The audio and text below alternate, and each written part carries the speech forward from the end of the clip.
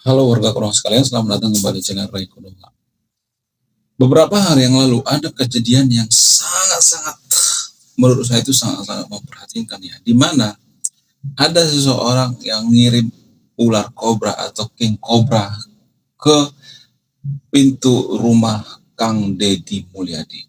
Wow, pernyataan ini resmi ya, dikatakan oleh Kang Deddy Mulyadi. Sudah 2 kali dikirim king kobra ke depan rumah Kang Deddy Mulyadi. Nah, yang jadi pertanyaan, kenapa king kobra ini dikirim ke depan rumah Kang Deddy Mulyadi? Apa alasannya? Apakah ada yang sirik gitu? Apakah ada orang yang gak suka dengan Deddy Mulyadi gitu? Apa alasannya? Kemudian yang selanjutnya misalnya, ada beberapa kebijakan Kang Deddy Mulyadi yang sangat kontroversial ya, termasuk yang kebijakan tentang jam malam anak.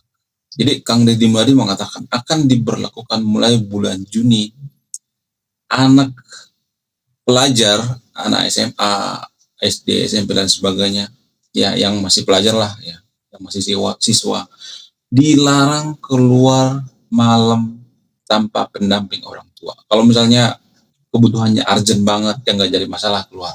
Tapi kalau nggak urgent banget, dilarang keluar. Nah, yang jadi pertanyaan, apakah keputusan ini kontroversi atau tidak? Apakah keputusan ini masuk akal atau tidak?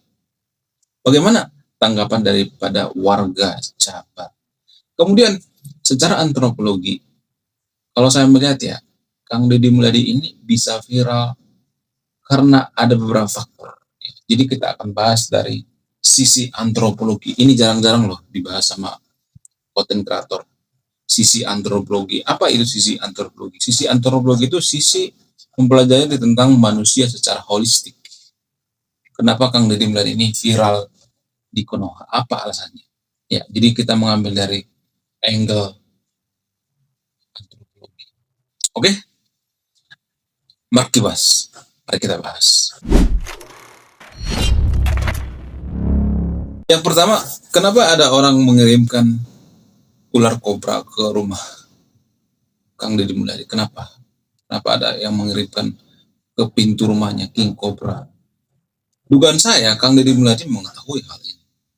Nggak mungkin lah sekelas Deddy Mulyadi nggak punya CCTV.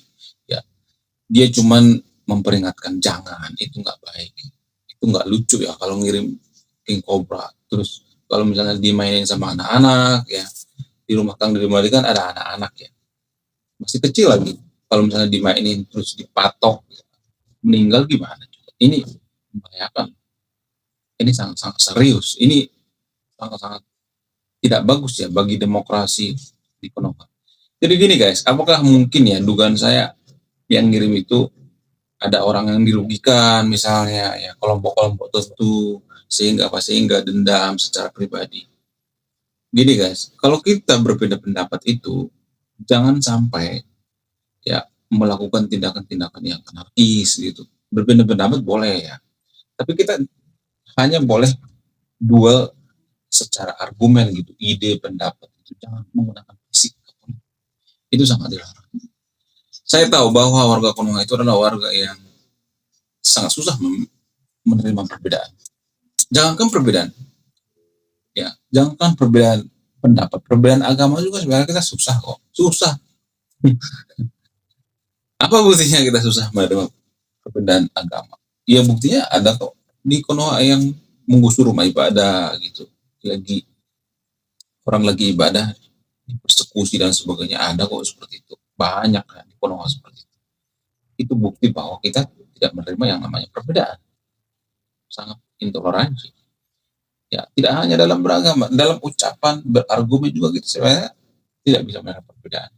Buktinya apa? Buktinya kita perhatikan ya, sedangkan di rumah ya, di rumah sekalipun misalnya ada orang tua sama anak misalnya, terus anaknya misalnya memberikan argumen ya, masih kecil misalnya anak, maka orang tua akan biasanya ngomong gini, oh apa sih lo, bukan masih kecil, mending lu diam aja deh, cuci kaki, cuci tangan, tidur sana.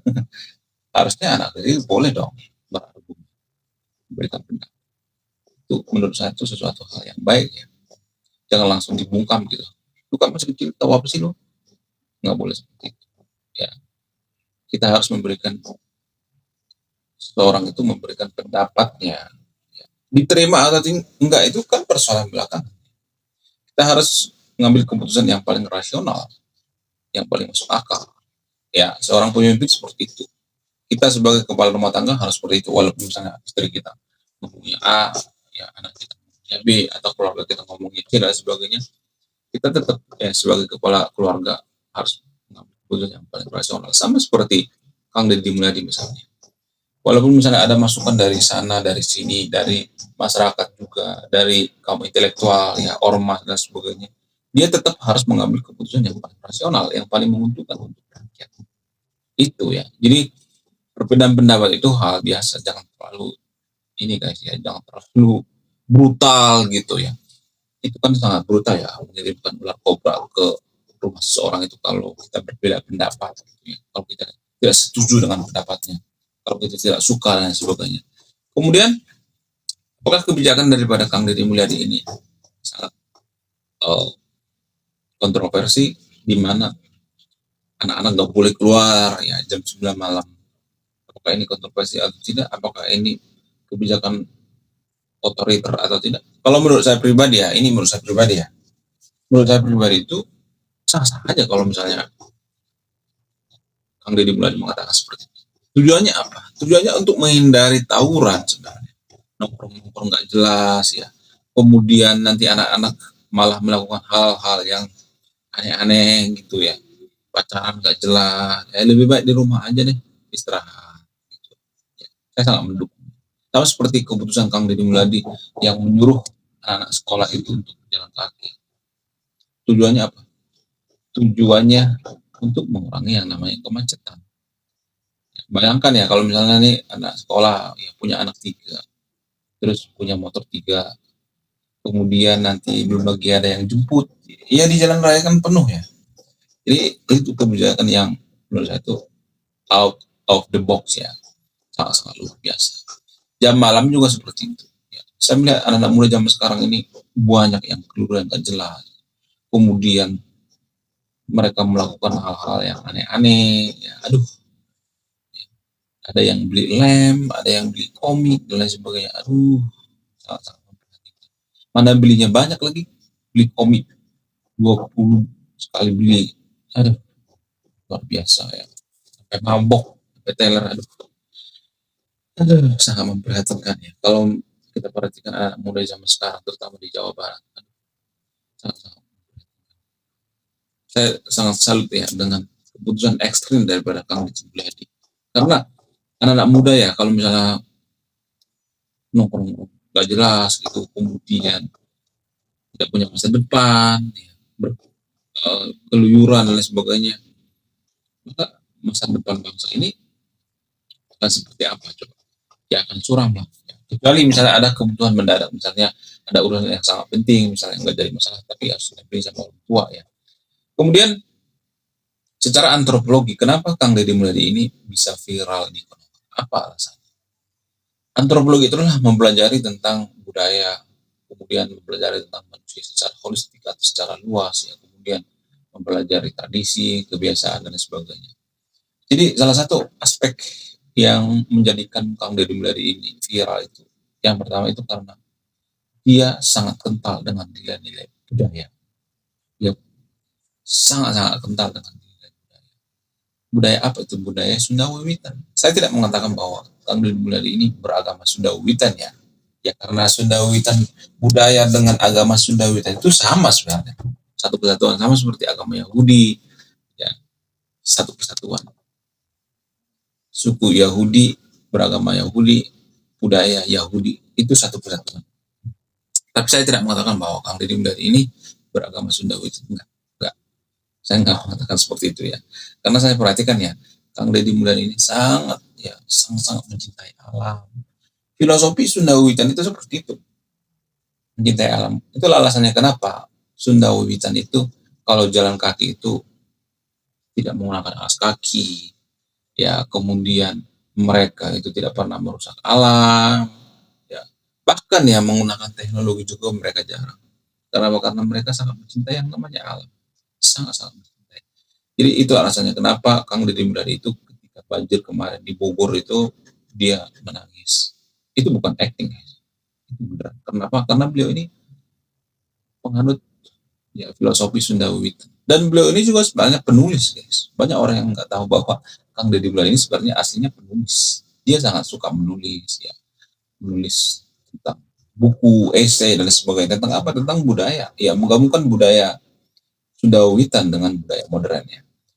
Kemudian saya melihat ya pola pikir dari Kang Deddy Mulyadi ini kenapa viral itu karena menolak yang namanya elitis, ya. Sebenarnya di Konoha kan sebenarnya sudah banyak ya politisi yang mencoba hal seperti ini, tapi biasanya gagal, ya. Ada dulu ya Presiden Konoha yang viral karena menolak yang namanya elitis, ya. Tapi sah-sah aja kalau misalnya ada yang mengatakan bahwa Kang Deddy Mulyadi ini Mulyono II gitu, sah-sah aja, nggak jadi masalah, ya. Bebas berpendapat, ya, kita nggak boleh membungkam, ya, pendapat mereka, nggak boleh. Tapi apakah itu benar atau tidak itu masalah nanti, pembuktiannya dari Kang Deddy Mulyadi, ya. Jadi kalau saya perhatikan ya Kang Deddy Mulyadi ini sangat-sangat menolak yang namanya elitis, ya. Biasanya pejabat itu kan susah turun ke jalan, ya, masuk ke sungai, bersihin sampah dan sebagainya. Kalau misalnya ada yang mengatakan kenapa seorang gubernur itu bisa sampai masuk ke sungai, apa alasannya? Apakah karena Deddy Mulyadi nggak bisa, nggak becus memimpin bawahannya? Harusnya bawahannya yang nggak masuk.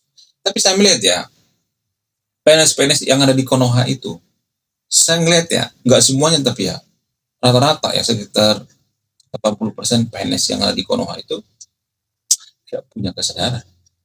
Harus disuruh-suruh, harus turun ke lapangan, ya, harus gubernurnya yang turun ke lapangan langsung, harus disuruh-suruh. Kurang berkesadaran, sehingga pemimpin harus mencontohkan. Susah ya memimpin orang yang kurang berkesadaran. Jadi kalau ada yang mengatakan bahwa oh itu pencitraan dan sebagainya, sah-sah aja. Sebenarnya menurut saya itu pencitraan itu enggak ini sih, enggak jelek-jelek amat kok. Enggak jelek-jelek amat. Ya asal pencitraannya itu untuk hal-hal yang baik. Kalau hal yang buruk ya mungkin bisa aja ya pencitraan untuk misalnya untuk nyari simpati dan sebagainya. Kalau untuk pencitraan hal yang baik ya memberi solusi kepada masyarakat, itu menurut saya ini lebih bagus ya daripada apa? Daripada menggunakan atau bekerja di balik layar atau menggunakan bantuan birokrasi yang sangat rumit, ya. Jadi cara memotong birokrasi yang sangat berbelit-belit atau yang rumit ini, salah satu birokrasi yang paling rumit atau yang paling berbelit-belit di dunia itu adalah birokrasi Konoha.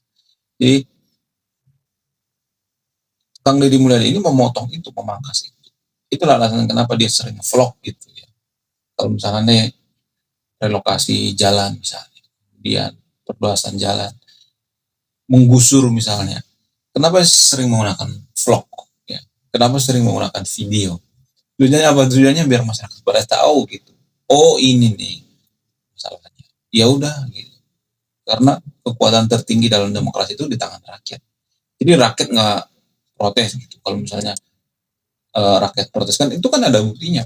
Wong itu banyak sampah kok. Oh itu banjir kok sungai, banjir dan lain sebagainya. Jadi secara langsung masyarakat setuju ya memangkas birokrasi yang berbelit seperti kalau misalnya nih biasanya kan harus lapor sama DPR di Konoha ya, kemudian DPR-nya juga nanti harus mengikuti perintah daripada partainya, kemudian partainya juga harus mengikuti elektabilitas mengikuti agama, wah ribet banget.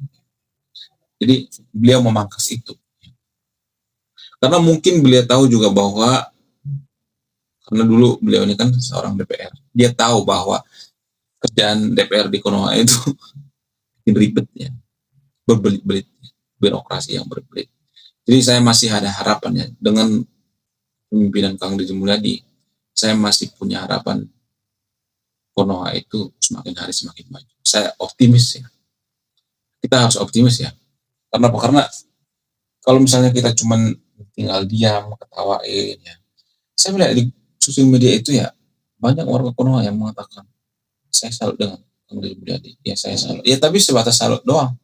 Tidak melakukan apa yang dilakukan, misalnya buang sampah sembarangan itu dilarang. menjaga kebersihan. Ya kalau kita cinta Kang Deddy Mulyadi, kita harus menjaga ini loh, kebersihan, sampah jangan berserakan, kemudian sungai dibersihin dan lain sebagainya. Itu cara kita menghargai daripada Kang Deddy Mulyadi, mendukung Kang Deddy Mulyadi. Ya, oke, sekian video ini. Terima kasih sudah menyimak. Saya Ray Konoha. Salam. Shalom.